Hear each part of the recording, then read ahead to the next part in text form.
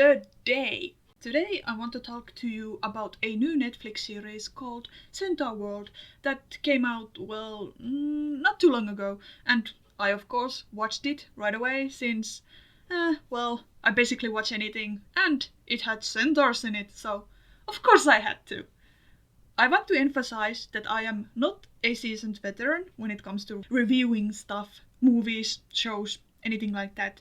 So I do not have this refined palette of extinguished review with fancy words. This review or overview of the show will be done more from a common consumer's perspective. My shitty perspective. I will be bringing out some positive and negative points, what this show is about, how well it does it, and is the show worth a watch? Before I start the kinda review, I want to come out with some of my own biases so people know that they should take what I say with a pinch of salt. First of all, I probably will be much more nicer towards this show and not criticize it as hardly as someone whose job is to review stuff, because, I am the type to watch and enjoy anything. Anything crazy, weird, obscure, never heard of, artsy, whatever comes to mind type of animation. So I am used to really extremely weird shit. I'm not sure if that has lowered my expectation towards new stuff, or is it that I am just used to weird and wacky stuff so I can tolerate it better. Anyhow, another reason why I might be piously nice towards this show is because centaurs. I fucking love those majestic horse-tastic beasts.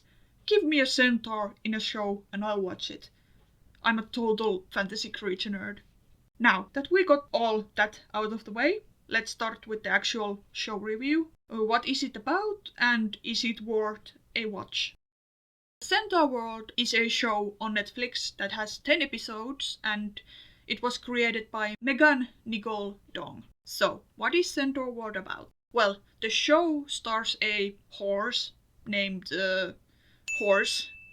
Well, that's a conveniently easy name to remember.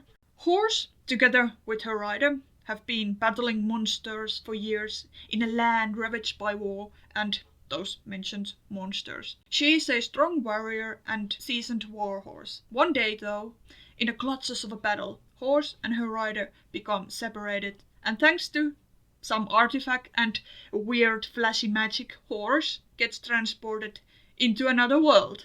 Oh my god, this is a horse isekai, I can't believe it. Horse isekai.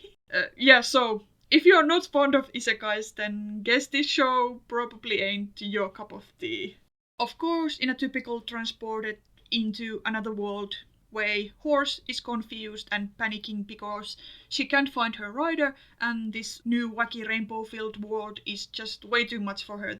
Horse meets new friends, interacts with different type of characters, does quests and collects artifact pieces so that she can find a way back home to her rider.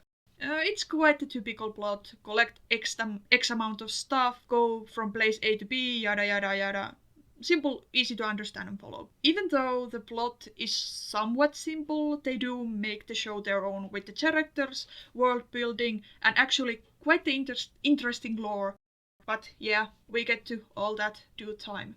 This show is tagged with comedy and, surprise, musical. Yeah, I know. I was surprised too. Like, after the first song in the first episode, I was like, wait, this ain't a musical, is it? I have a bad habit of not checking the tags or properly reading the synopsis before I start watching stuff. This probably is a shocker to some of you guys. An isekai and a musical? If you loathe both or just the other, then it can be helped. This show most likely is something you won't enjoy. Oh god, I'm so bad at selling this show to you. Well, on the other hand, if you like isekais and don't mind musicals, then good news, this show is for you. And to this show's credit, the music and songs are actually really good. My favorites being Tornado from episode 2, The No Working, and Who Is She? Besides good songs, there are other good elements in the show. If you are still here with me, I want to give a warning. There might be spoilers ahead, so if you want a spoiler-free show, then go watch Centaurworld right away and then come back. Or if you don't mind, then strap in and let's go. Besides Horse, there are a lot of other funny, wacky characters that join Horse's quest to get her back home. Them being Wammawink, Thulius, Chet, Glendale, and Turbleton. All different type of centaurs. Llama, giraffe, zebra, you name it. Everyone and everything in Centaurworld is a centaur. Even the trees, like, come on, look at that. That thing. Oh god, that's cute. It's a cast of very differently colored characters, others being maybe a bit more of a stereotype than others. I would say that the main focus in all of these characters are on Horse and Wammawink. They are like the main two characters, both being a different side of the same coin. Horse, toughened by war, is strong-willed and has clear goals, which again does make her slightly oblivious to others' perils since she is used to danger and assumes that everyone has the same abilities or should be able to do same feats as her. So yeah, she might come off as a little shellfish at the start.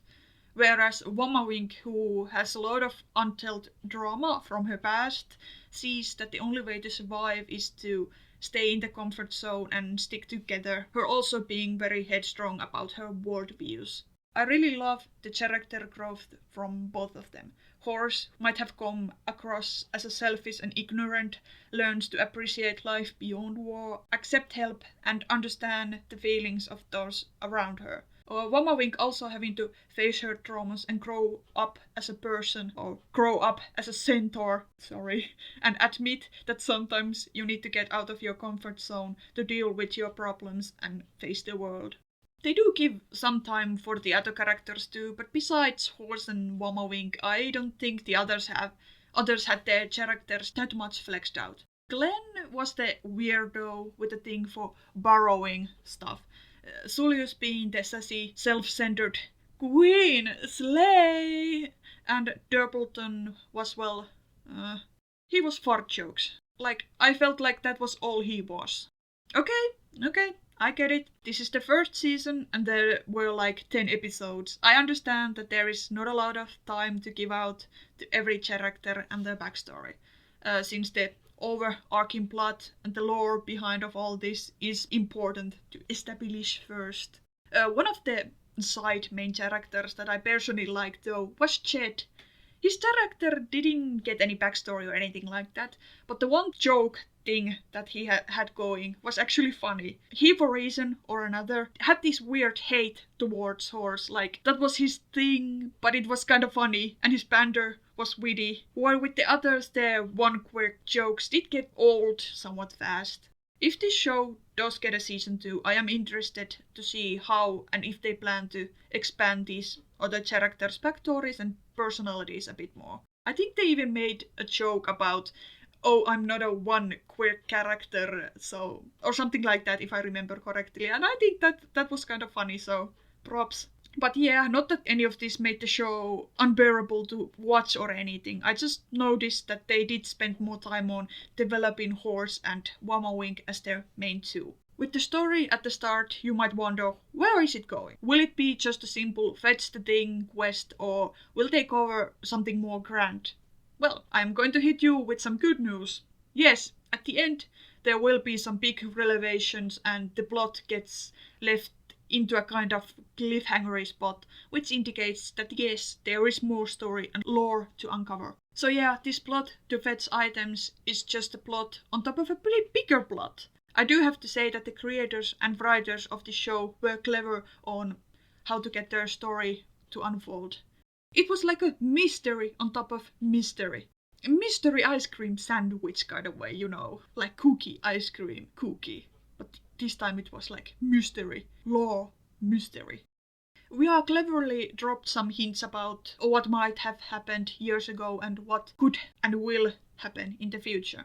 I am a little afraid to compare this show to other shows, but watching this and how the plot developed did remind me of few other shows that had similar themes and, you know, similar vibes going on. But to put it shortly, This third season feels more like an introduction to a bigger story, a prologue of sorts. I personally liked it, and it does an amazing work of leaving you wanting more. So, the question is this show something you should watch in the end? I would say yes. If you aren't opposed to musicals, I do highly recommend this. The lore is clearly thought out, with more to look forward to. The main focus characters, Horse and Wammawink, their growth was done well, and the others in the group did grow on you the more you watched the show. The songs were most of the time very, very good. Even someone like me who doesn't care for musicals that much found them enjoyable. Animation maybe not breathtaking, but still solid work. Some may be put off by some of the jokes in the show. You know, they go for the random wackiness equals funny, but that's not always the case, and there are still many moments that do deliver some good laughs. Again, I am not a professional reviewer, so what I'm saying might sound rambly, and I tried not to contradict myself. But yeah, I won't rate this show by number, but I will just honestly say that yes, this show is worth a watch, especially if you enjoy centaurs and musicals and isekais. Centaur Isekai musical! Woo! Okay, I think I got out all I wanted to say. Whew. Well, now that I think about it, I could have added a section talking about Water Baby. Like, she was a good character. I liked her too. Water Baby was cool. But yeah, bet when I get this video done and out, more stuff I could have said will pop into my head. That's always the case. Well, anyway, thanks for sticking with me. See ya next time, bitches!